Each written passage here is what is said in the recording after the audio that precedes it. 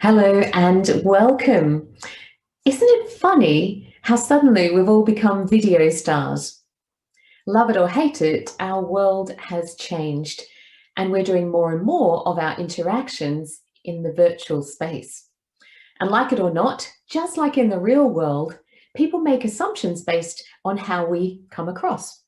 So it's important, particularly when you're first meeting someone on video, to make sure you come across as your best, obviously.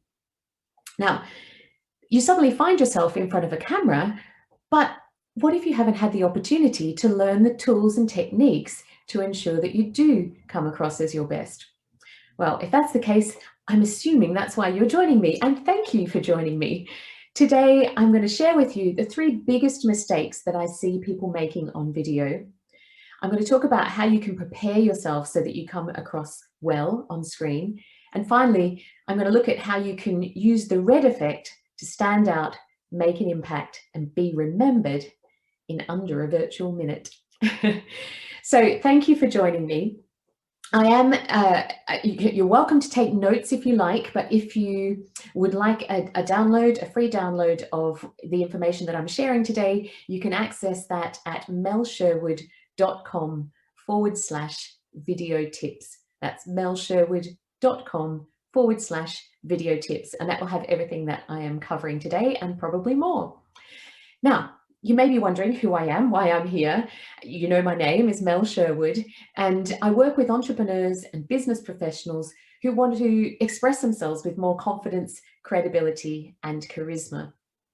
I have a really mixed background. I have worked as a performer, as an actor, a singer, a presenter for many years and still do. But alongside that, I've also worked in business for a long time in mainly communications type roles, such as marketing, customer relations, learning and development. And so I really have this fascination about communication, and in particular, how we use our body, our voice, our mind, and our heart to really connect with and engage people, whether that's online or face-to-face in real life. So I'm really looking forward to sharing my tips with you today. Now, the first thing that I'm going to start with is the mistakes that I see people making on video. And the first mistake is around the environment. So given that most of us are working from home at the moment, we might be communicating from our home office, if we're lucky enough to have one. If not, we might be at our kitchen table, in our spare bedroom, perhaps in a cupboard somewhere. And so it's important to think about, what is that saying about us, and is it what we want to say about us? And so one of the things to think about is what's going on behind you. So is your background cluttered and fussy? Has it got, I don't know, you're drying your washing behind you? Things like that can really show up, be magnified when we are in this little box. So it's important to be aware of what's going on behind you. Also, what type of lighting is there? Can people see you okay?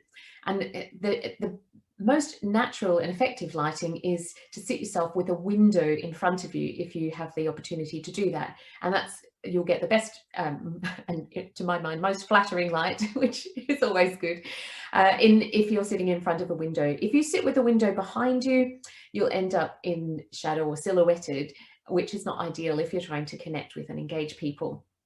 So think about the lighting. Some people choose to have ring lights or fancy lights specifically for video calls and videos, but I don't think you need it. You can if you want to, but even if you don't have enough light, simple, a lamp either side of your device. Just look at, test a few different things out to see what works best for you. So you need to be seen. It needs to be clear and uncluttered background. You need to make sure that there are no distractions around, obviously, whether that's barking dogs or machinery and building work going on outside. Those things can really impact it as well. So think about the noise environment too. So one tip that a lot of people use, if you do live with other people, is to shut the door and put a "please do not disturb" sign on the door. The only thing I get disturbed by is my cat, so she might make an appearance at some stage. So yeah, that's kind of what you need to think about in terms of your environment. The next thing is the framing of how you appear on the screen. And one of the things that I see often is people who sit themselves too low down in the screen. I'm just going to move my screen now so you can have a look at how that might look. And what you see is that instantly I've lost credibility. There's less presence.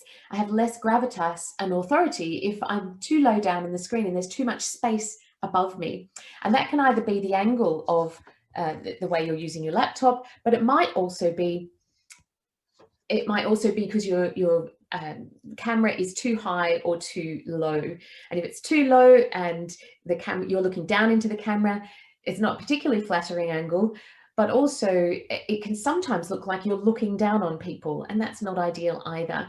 If it's too high and you're kind of getting that selfie effect when you're looking up into the lens, that's not the best idea either. So when you think about framing, think about what's in that frame. How is that looking? And I need to just adjust this again because it's annoying me in terms of the angles of the lines. And it's one of the easiest ways to actually look at it is to see where the straight lines are in the screen.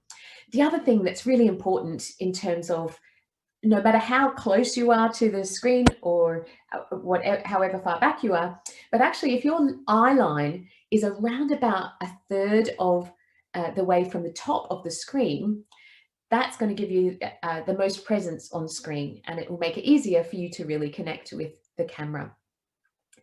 So that's looking at framing. Make sure that you are framed well and that there's you're filling the screen so that you have more presence on camera. The third mistake that I see is around where people are looking.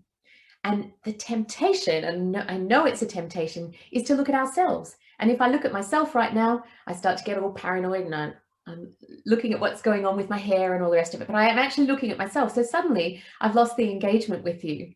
Whereas if I look directly into the lens, there's more chance of connecting with you and engaging you, even though it feels like the most unnatural thing to do.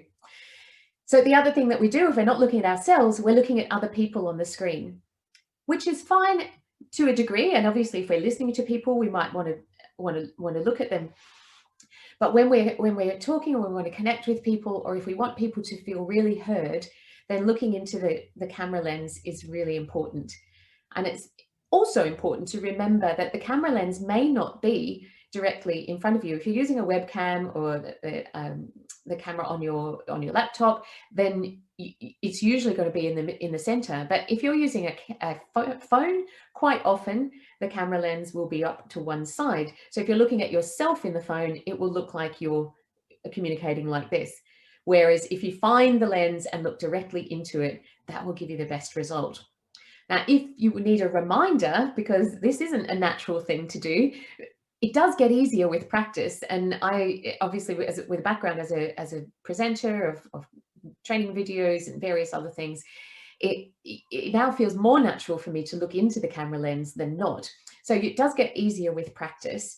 And one of the things you can do to remind yourself is to put a post-it note with a big arrow pointing to the actual camera lens. Or you might want to put a little smiley face or a little something that helps you to remember where to look. One more thing with regard to looking into the camera lens. It's almost like you're looking through the camera lens to a person at the other side. And it really works effectively if you imagine one person, a real person at the other side. I like to think about my favorite person because that's when I come across as more warm and friendly. But obviously if you're communicating with someone at the other side, then you have to imagine that you're looking directly at them as you're looking into the camera lens. So they are the three biggest mistakes and how to fix them. So thinking about your environment, thinking about the framing, and also thinking about where you're looking. Now that takes me on to how do you prepare to be on video? And quite often when we think about preparing for a meeting or a presentation that we might be giving, we often think about what we're going to say. And we sometimes forget about preparing the other things that might be impacted. Now, obviously, preparing your environment is quite key, and knowing, where you're looking and where you're going to keep your notes and all of that sort of thing is very important. But also, have you ever considered preparing your body, your voice, and your mind? So firstly, I'm going to look at our body and how do we actually prepare that? And one of the things that happens if we're a bit nervous about things, we get quite tense. And tension means that we don't come across as relaxed. It also impacts our voice in a big way. So if you're feeling a bit nervous before a video call or filming something, then simply shaking out some of that tension can really help. Doing a few stretches, rolling the shoulders, that kind of thing, making sure that you feel relaxed. If you're someone who likes to get energized and maybe running on the spot or some star jumps or go for a run beforehand so that you have the right energy around your body and you feel good. As I said, if you're tense, you may look at things that work for you in terms of relaxing you. So preparing your body, really important. Some of you may have heard of Amy Cuddy and her TED Talk, which is around power posing. And there's been a lot of controversy around the research that she did at Harvard University. But actually, anecdotally, what she came up with really works for a lot of people. And I know that my clients love it. And the whole idea of power posing is to make yourself bigger. And so if you think about animals, when they want to look more powerful, they fluff up their feathers or their spikes and they make themselves bigger. People do it as well. In the boxing ring, you might see it when someone wants to make themselves look more powerful.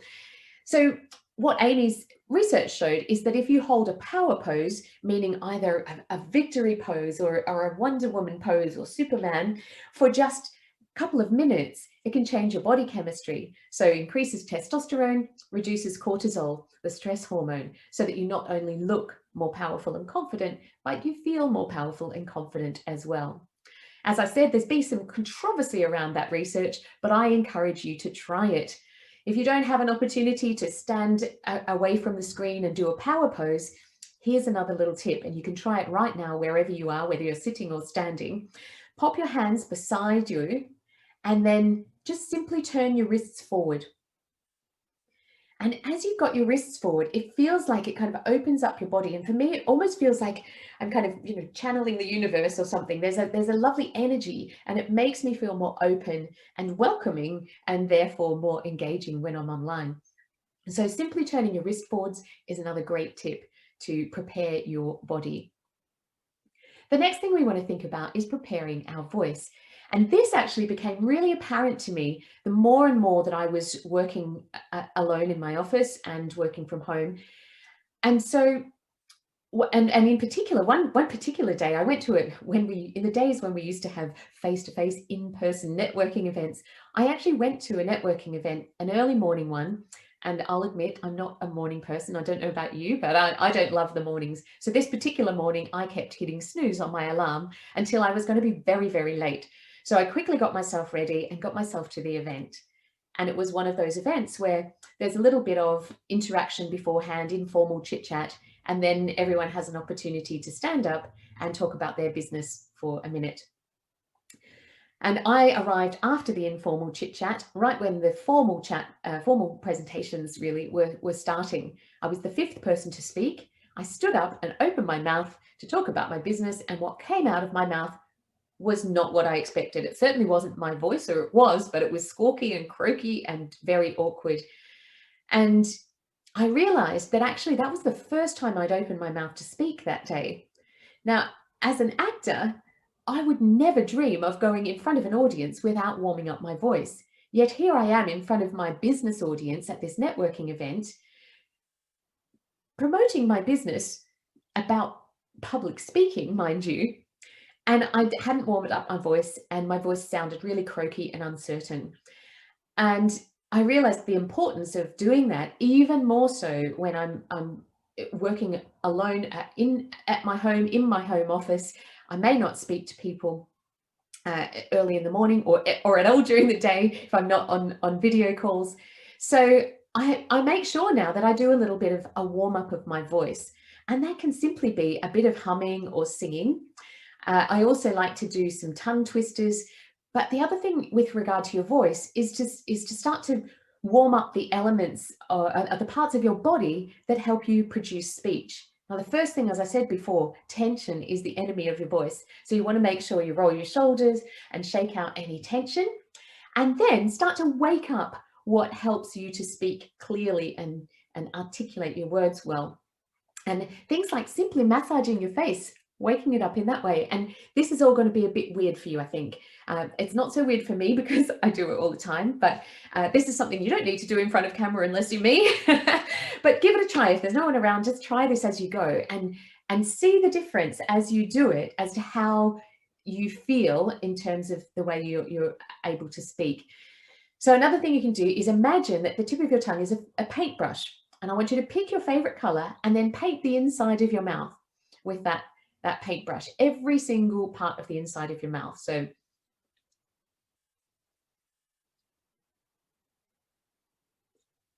behind your teeth, in front of your teeth, along your teeth, into every corner that you can. And you'll start to feel that wake up. And that kind of exercises your tongue as well. Then you might want to make sure that you're nice and relaxed. Your lips are relaxed. So just simply a few little, and then if you can roll your tongue, and I like to add a bit of sound to this, a bit of a siren sound. So I go, and to be honest, if I don't get a chance to do any other vocal warm-up, that's the one that I do because it seems to wake everything up. The other thing you can do is take some air into your mouth, move that all around, and then purse your lips and draw a figure 8. So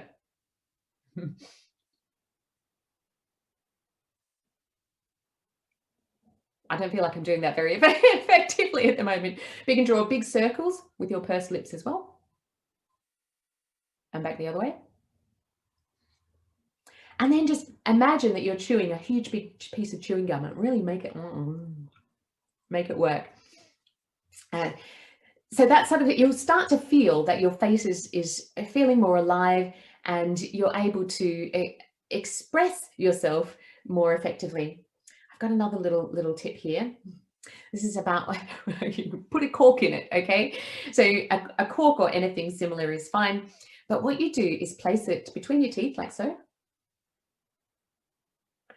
And then start to deliver a bit of your pitch or your presentation, or just start speaking, reading something from the newspaper with the cork in your mouth. And what you'll find is your mouth has to work really, really hard. Those muscles are really working to enable you to produce the sounds of the words.